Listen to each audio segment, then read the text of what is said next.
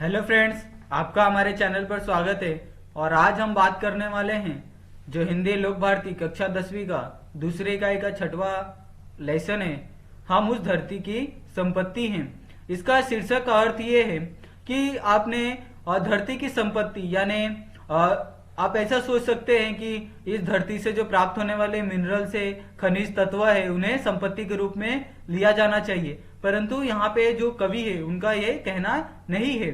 यहाँ पर उनका कहना है कि जो हमारे वीर सैनिक हैं, जो देश के लिए लड़ने वाले वीर योद्धा हैं, जो वीरांगनाएं हैं, जो जिन्होंने अपने प्राण निछावर की अपने देश के लिए, उन्हें यहाँ पे धरती की संपत्ति से संबोधित किया गया है। और इसको लिखने वाली जो लेखक है वो है उमाकांत मालवीय है। अभी हम उनका परिचय देख लेते हैं। उनका जन्म 1931 में मुंबई महाराष्ट्र में हुआ था और उनकी मृत्यु 1982 इलाहाबाद उत्तर प्रदेश में हुई थी। उनका परिचय भावों की तीव्रता और जन सरोकारों और एकांकित करने वाले रचनाओं में उमाकांत मालवीय का स्थान अग्रणी रहा है, यानी सर्वश्रेष्ठ रहा है। हिंदी साहित्य में आपको नवगीत का भागीरथ कहा जाता है। आपने कविता के अतिरिक्त खंड काव्य, निबंध तथा बालोपयोगी पुस्तकें लिखी हैं। उनकी कुछ प्रमुख कृतियों में जैसे मेहंदी और महावर, देवकी, रक्तपथ, सुबह, रक्तपलाश की कविता संग्रह आदि ये उनकी कुछ प्रमुख कृतियों में से है। अभी हम इनकी जो कविता है, जो इनकी कृतियां है, इनका हम एक एक स्टैंजा का उनका अर्थ देखेंगे। उमाकांत मालवीय जी कहते हैं, हम उस धरती के लड़के हैं, जिस धरती की बातें क्या कहिए, अजी क्या कहिए, हाँ क्या कहिए। यह है मिट्टी जिस मिट्टी में खेले थे यह ध्रुव के बच्चे। इसका अर्थ हिंदी में इस प्रकार है कि जो इसके लेखक है वो कहती हैं कि भारत वीरों की भूमि है और त्याग और बलिदान की भूमि है। इस बात को ध्यान में रखते हुए वो कहती हैं कि बड़े जोश एवं आवेश के साथ भारत माता के जो ये सब प्यारे सपूत हैं, लड़कियों को संबोधित करते हुए कहते हैं कि हम उस धरती के पुत्र हैं जिनका वर्णन करने के लिए हमारे पास शब्द नहीं है। यह धरती बहुत ही महान है। इस धरती की मिट्टी में ध्रुव जैसे कई तपस्वी पुत्र खेले हैं। इनका यहाँ पर उन्होंने हिंदी में इस प्रकार का अर्थ समझाया है। आगे वो कहती हैं कि ये मिट्टी हुई प्रहलाद जहाँ, जो अपनी लगन के थे सच्चे, शेरों के जबड़े खुलवाकर थे जहाँ भरत दलूती गिनते, जयमल पत्ता अपने आगे ये नहीं किसी को नहीं गिनते। इसका अर्थ इस प्रकार है कि भारत की इस पवित्र मिट्टी में भक्त प्रहलाद जैसे सच्चे बच्चों ने जन्म लिया, जिन्होंने ईश्वर की उपासना के अलावा और कुछ नहीं किया। वह दिन रात भगवान विष्णु का उपासना करते थे। परंतु आपने सुना ही होगा कि जो उसके पिताजी थे वह कितने ही कठोर थे और वह अपने बेटे द्वारा भगवान विष्णु का नाम लिए जाने को स्वीकार नहीं करते थे। इसीलिए उन्होंने उसे जलाने की कोशिश की और होलिका को दे दिया। इस कारण जो होलिका का पर्व है धूलिवंदन, उसको किया जाता है।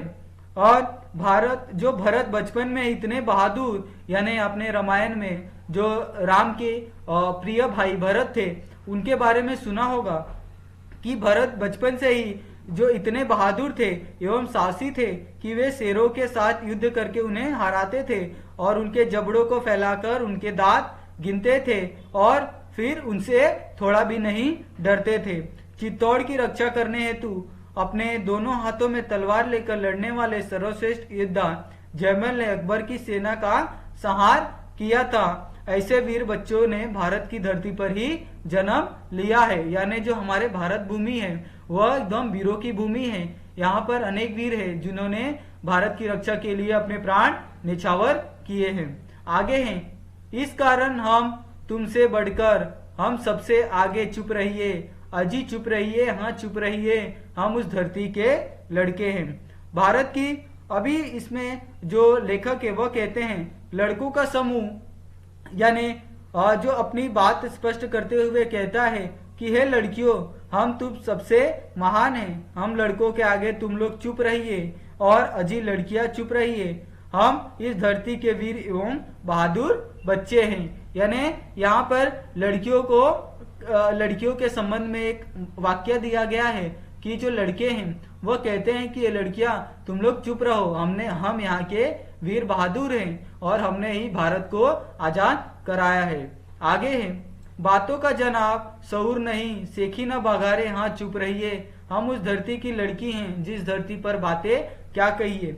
फिर उसमें लड़कियां जवाब देते हुए कहती हैं कि भारत वीरांगनाओं की भूमि है, जिस तरह रानी लक्ष्मीबाई हो गई और अनेक तरह की जो वीरांगनाएं थी उनका वर्णन करते हुए कहते हैं कि भारत वीरांगनाओं की भूमि है। इस बात को सिर्फ ध्यान में रखते हुए बड़े जोश एवं आवेश के साथ भारत माता की ये लाडली कन्याएं लड़कों को संबोधित करते हुए कहती हैं, आप सिर्फ बातें करने में माहिर हो, आप लोगों के पास बातें करने का कोई ढंग नहीं है।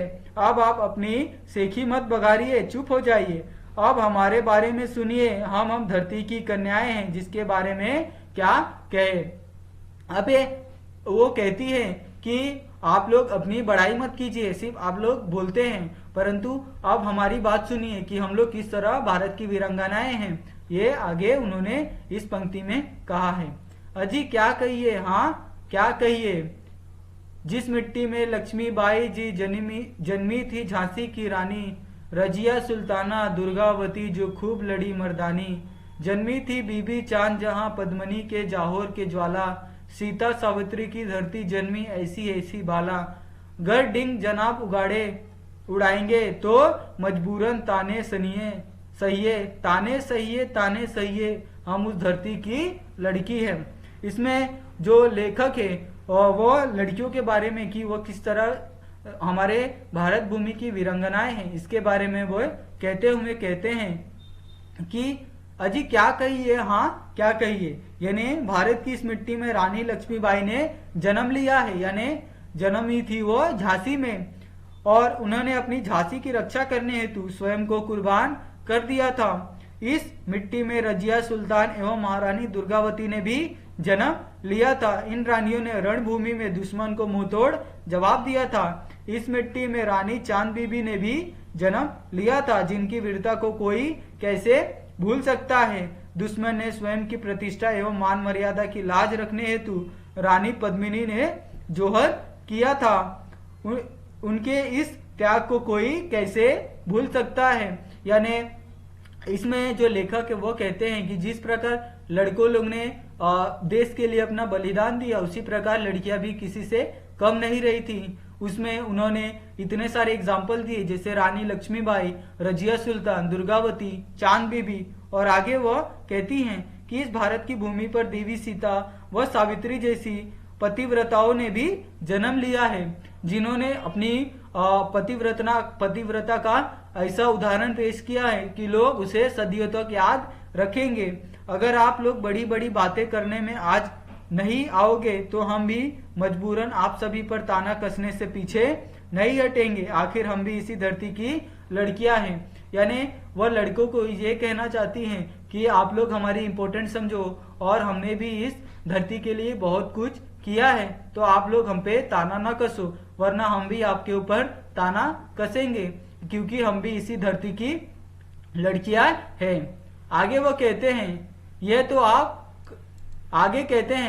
तो आप खफा क्यों होती है, तंगा काहे को आपस में, तुमसे तुम या तुमसे हम चढ़ बढ़कर क्या रखा है इसमें, झगड़े से ना कहीं हासिल होगा, रख देंगे बातें उलझा के।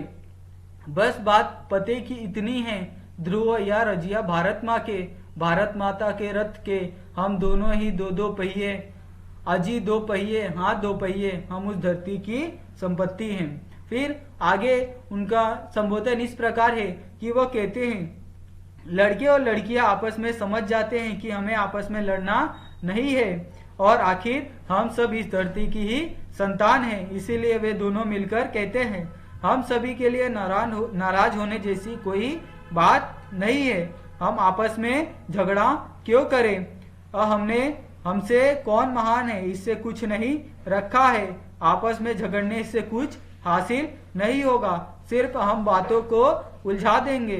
बस एक ही बात महत्वपूर्ण है, ध्रुव को या रजिया सुल्तान एक ही भारत माता के बच्चे हैं, यानी इस भारत भूमि पर जन्मे हुए कोई भी हो, या लड़के हो या लड़कियां हो, परंतु वो दोनों ही भारत माता की बेटे और बेटियां हैं। इसीलिए दोनों का संपूर्ण और समान जो सम्मान है वो होना चाहिए। हम सब एक ही भारत माता रूपी के रथ के दो पहिए हैं। आखिर हम उसी पवित्र, महान एवं उद्दाता धरती की संपत्ति हैं। इसीलिए अपने धरती का जो कर्ज है उसे न कभी नहीं भूलना चाहिए, और हमें धरती ने क्या क्या दिया है उसका भी हमें हमेशा शुक्रिया अदा करते रहना चाहिए। आगे कुछ शब्द संसार है, जैसे दलुती यानी दांत, सऊर अच्छी तरह काम करने की योग्यता या ढंग, जोहर राजस्थान में प्राचीन समय में प्रचलित प्रथा, इसमें स्त्रियां विदेशी आक्रमणकारियों से अपने स्वाभिमान की रक्षा के लिए अग्नि में प्रवेश कर प्राणों की आहुति दे देती थी। खफा यानी अप्रसन्न, नाराज, टंगटा, व्यर्थ का झंझट। इसमें कुछ मुहावरे हैं, जैसे सेखी बघारना, स्वयं अपनी प्रशंसा करना, डिंग मारना, बड़ी बड़ी बातें करना। अगर आपको ये जो कविता है ये आपको अगर अच्छे से समझ में आई हो तो आप हमारे चैनल को सब्सक्राइब करें, और जो आपके मित्र हैं, आपके पढ़ने वाले जो आपके मित्र हैं उन्हें भी शेयर करें, और उन्हें भी कहिए कि इसके माध्यम से जो अच्छे से जानकारी आपको प्राप्त हो सकती है। धन्यवाद।